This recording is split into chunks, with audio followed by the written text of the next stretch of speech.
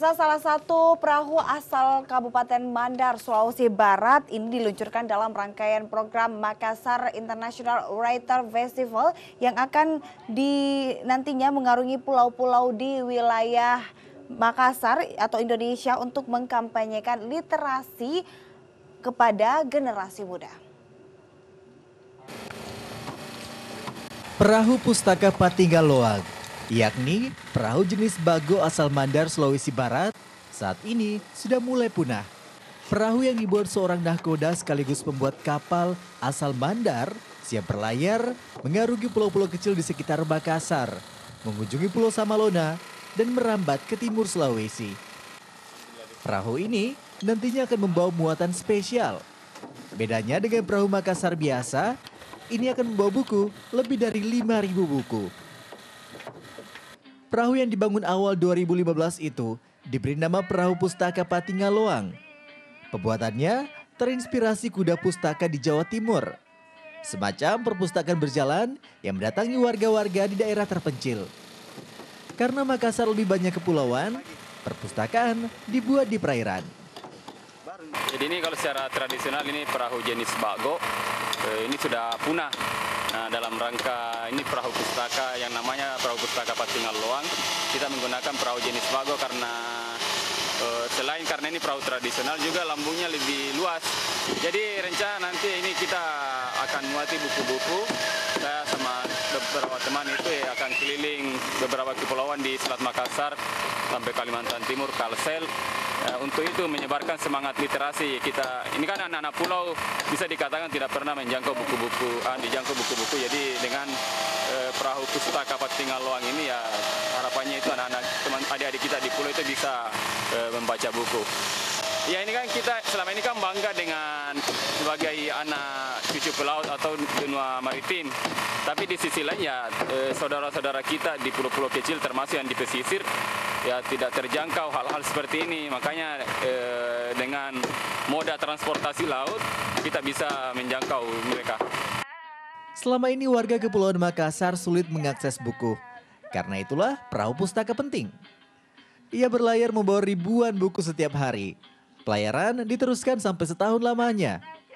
Perahu pustaka buku ini diapresiasi sejumlah kalangan, termasuk warga asal Mandar, Sulawesi Barat yang sudah bermukim di ibu kota Jakarta.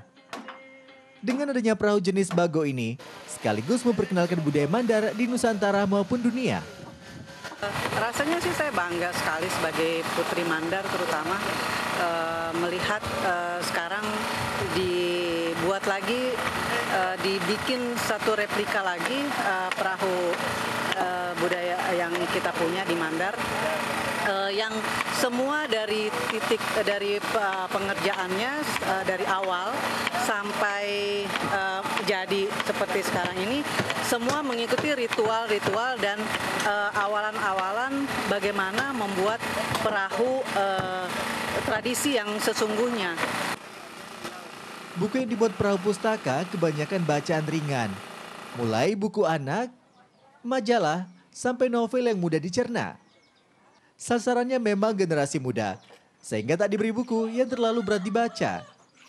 Sesekali, perahu pustaka akan membawa penulis yang ingin berinteraksi langsung dengan warga terpencil di Makassar. Diharapkan itu menjadi pancingan yang menarik bagi masyarakat untuk membudayakan membaca. Nurdin Abdullah, V Channel.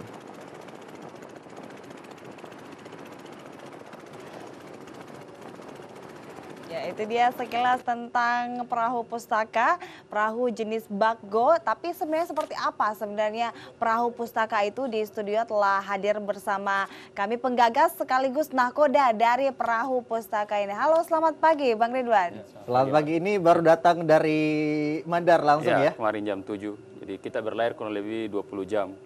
Sempat singgah di Baru karena ada badai. Kita berlindung sebentar sekitar 2 jam. Habis makan malam baru lanjut. Alhamdulillah tiba merapat jam 7 di depan Rotterdam. Sekarang sudah ada di Rotterdam perahunya? Ya, ada di sana. Nah, berbicara soal perahu pustaka, ini ide awalnya itu seperti apa Bang Ridwan? Apakah memang sudah lama mengimpikan perahu pustaka ini, baru terwujud atau seperti apa? Ya ini ceritanya agak panjang ya kan, dulu itu saya pertama kali nulis buku 2004, judulnya itu Mengapa Kita Belum Cinta Laut.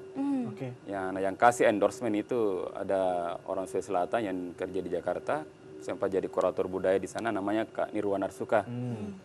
Nah kurang lebih 2 bulan lalu kembali komunikasi di Twitter, ada juga teman di Makassar, Kak Komar sama Jimpe yang di Nawa itu, ya sempat diskusi itu masalah perahu yang untuk dibuat pustaka. Oke.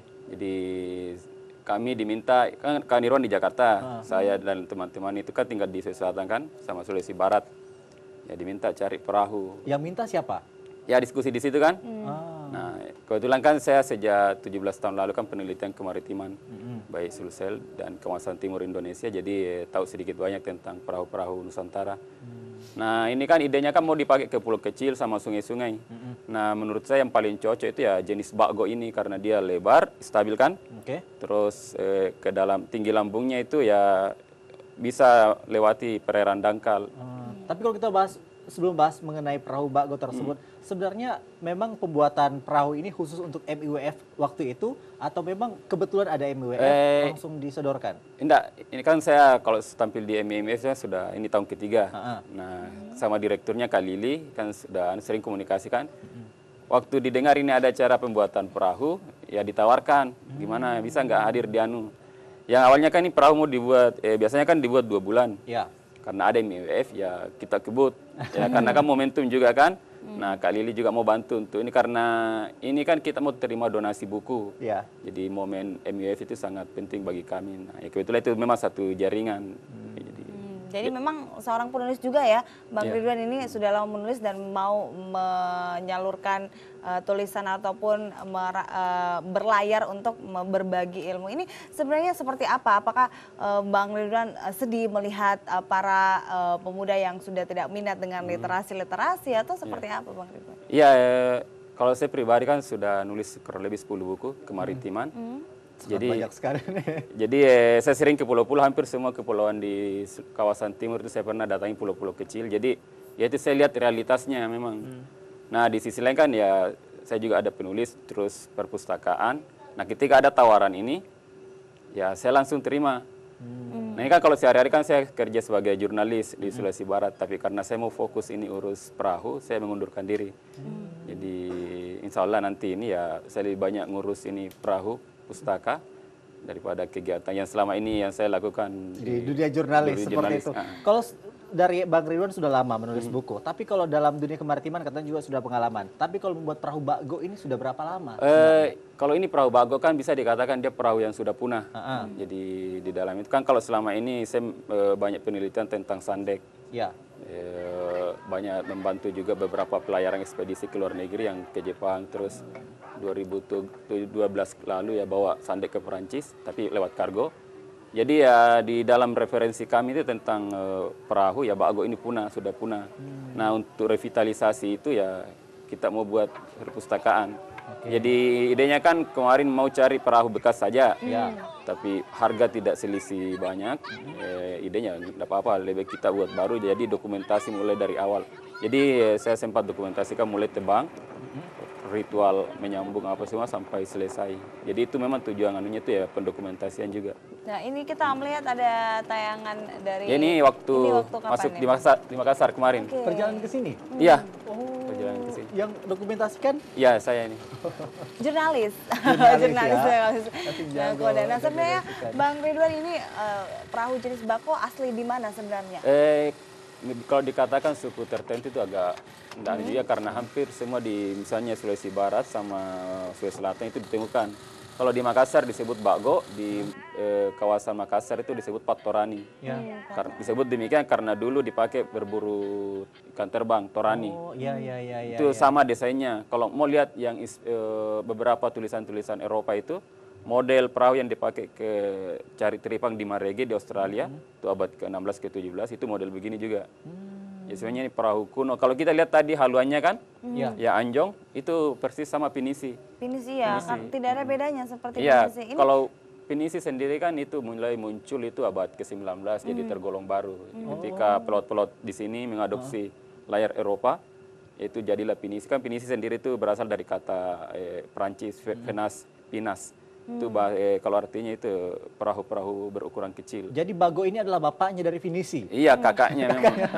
Oke, selain membagikan buku, berkunjung ke daerah-daerah pulau-pulau untuk membagi buku ini, juga tentunya bisa melestarikan budaya juga ya. Apakah ada misi tertentu, Bang Ridwan, untuk memperkenalkan perahu dari Sulawesi Selatan sendiri atau gimana? Iya, jadi misi utamanya kan memang untuk perpustakaan, tapi ada misi yang lain, yaitu kalau ada teman-teman yang mau berlayar teknologi navigasi tradisional, Oke. ya bisa pakai ini. Ini pakai tradisional. Iya, jadi kita nanti pasang layar. Hah? Jadi kita belajar cara menggunakan layar, membaca bintang apa. Jadi memang untuk pewarisan ilmu-ilmu kemaritiman. Ya meskipun cuma satu perahu ya, tapi itu bisa kita lakukan. Ya ini juga misinya. Jadi nanti ya mungkin sampai perahu rusak ya. Jadi bukan cuma 1 tahun. Ini terus kegiatannya. Kalau ada teman-teman mau riset apa ya bisa. Boleh kesan. Tapi biayanya berapa pembuatan kapal Bago ini? Kalau biaya sendiri kan ya sama perlengkapan anunya nah itu kurang lebih 40 juta. Itu tergolong mahal atau Oh murah? enggak. Standar ya? Ini kalau kita lihat yang pinisi yang dibuat sekarang ini Hah? itu 3 miliar. Oke. Jadi saya pernah juga bantu-bantu ada pinisi cinta laut itu yang milik lembaga perahu kerjasama dengan Jepang. Pernah manajer ke Johor. Itu biaya operasionalnya itu tinggi sekali. Jadi dibanding ini perahu kecil itu lebih praktis. Kalau perahu pinisi itu mas kelihatan secara kan gagah. Iya. Tapi operasionalnya itu bukan main. Agak susah juga Iya, ya. susah. Berat dikocek jadinya. Iya. Oke, nah untuk koleksi buku-bukunya sampai saat ini sudah banyak atau gimana di Ini baru ada 150-an. Ini nggak tahu nanti sampai MEF selesai. Tapi dari teman-teman di Jakarta target sampai 5.000 buku. Baiklah, pertanyaan selanjutnya adalah kabarnya akan ada ritual-ritual tertentu yang telah dilewati sampai pembuatan sekarang. Tapi dijawabnya nanti, kita jeda terlebih dahulu pemirsa. Tetap bersama kami di 3 Hour Show.